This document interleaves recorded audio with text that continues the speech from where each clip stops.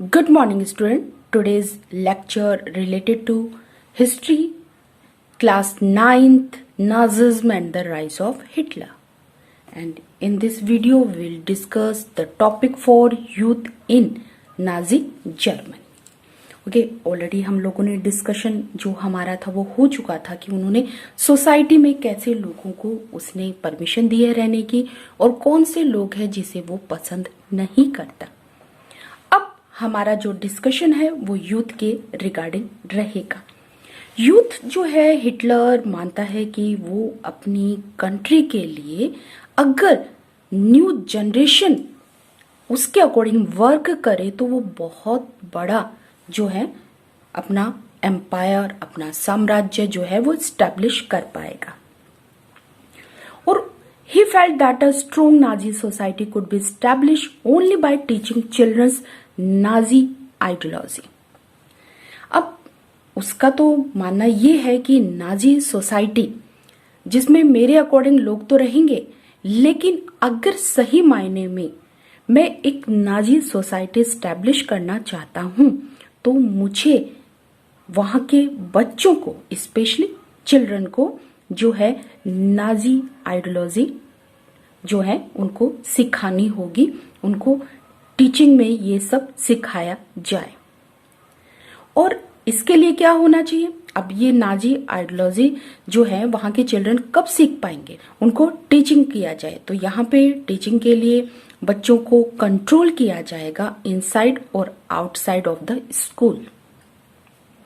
अब यहाँ पे ये जो यूथ इन नाजी जर्मनी जो हमारा टॉपिक है, इसमें हम स्टडी करेंगे कि एक नाजी सोसाइटी डेवलप करने के लिए हिटलर ने वहां के चिल्ड्रन को कैसे कंट्रोल करके रखा था।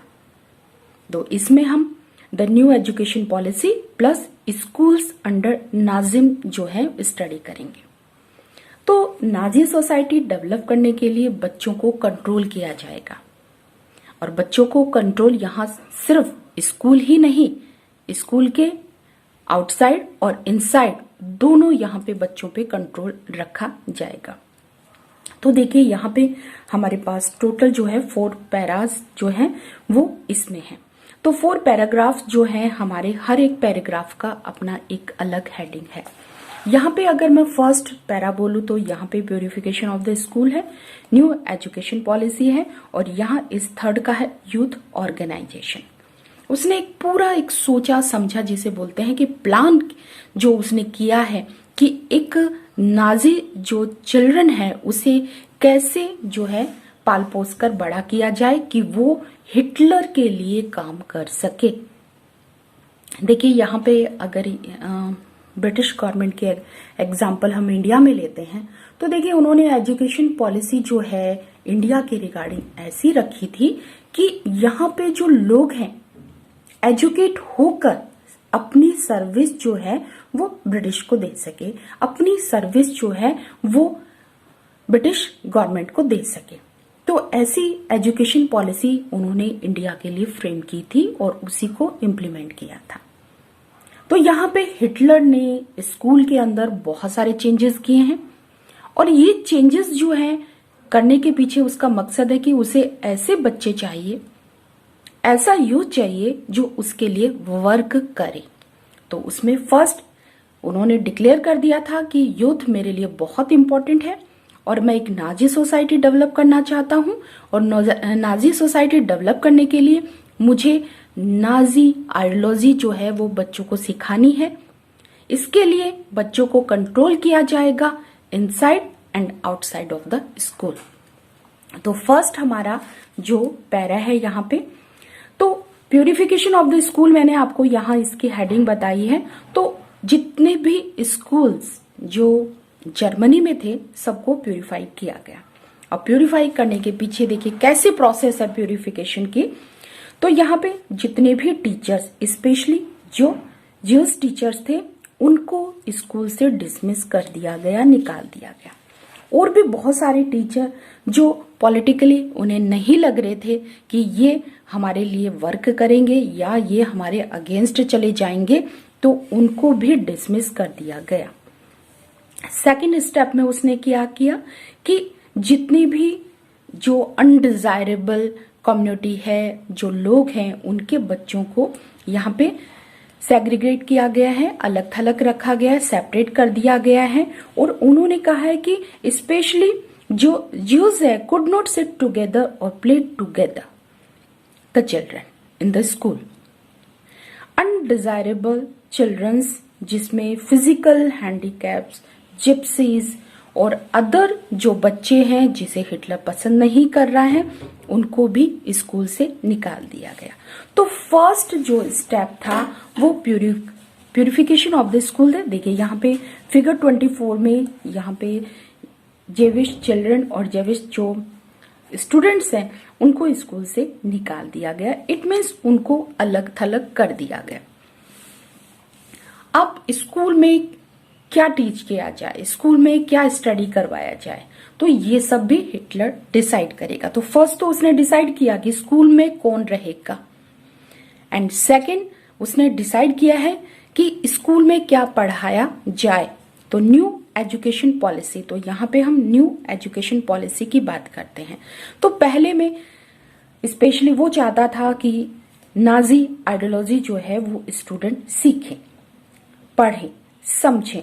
तो यहाँ पे इसके लिए उन्होंने जितनी भी स्कूल की टेक्स्ट बुक्स थी सबको रीराइट किया। स्पेशली रेशियल साइंस पे उसने बहुत फोकस किया है कि बच्चे ये जाने कि कौन सी जो कम्युनिटी है वो प्योर है और क्यों है।